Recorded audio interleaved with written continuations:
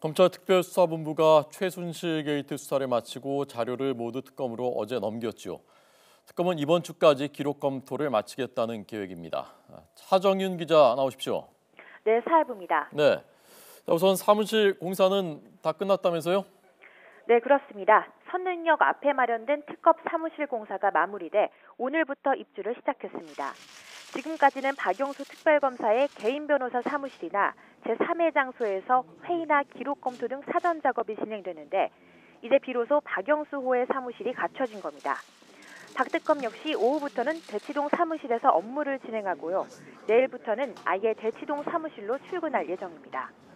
파견 검사 인사도 확정됐고 수사관 인사 역시 거의 마무리 단계라 사실상 특검팀의 구성 작업은 거의 끝난 상황입니다.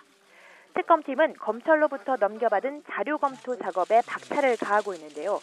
수사해야 할 내용이 많고 자료가 워낙 방대해 기록 검토에 시간이 소요되고 있습니다. 박영수 특검은 모든 역량을 집중해서 이번 주에는 기록 검토를 마친다는 계획인데요.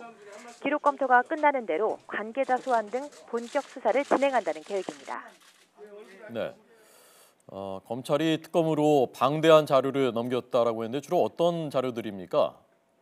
네, 지난 10월 4일 검찰이 수사에 착수한 이후 조사했던 인원만 412명입니다.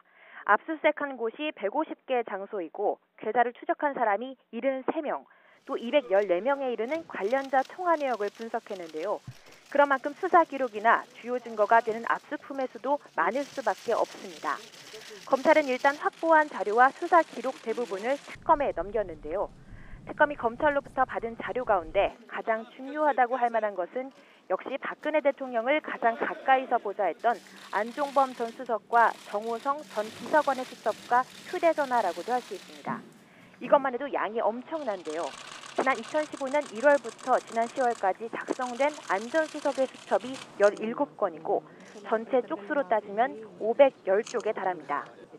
정 전 비서관의 휴대전화 2대에서 확보한 녹음 파일 236개도 녹음된 내용만 35시간이 넘습니다.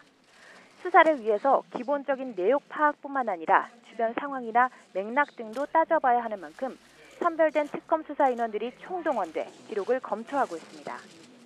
네, 마지막으로 앞으로 특검의 수사 방향 간략하게 정리해 주시죠.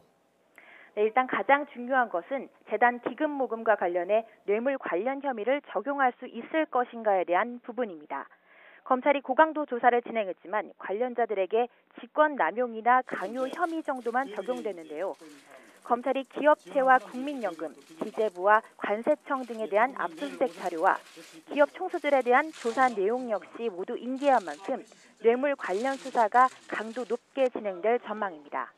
또 우병우 전 수석과 김기춘 전 비서실장의 직무유기 의혹 역시 본격적인 수사가 진행되지 않았던 만큼 특검에서 추가 수사가 진행됩니다.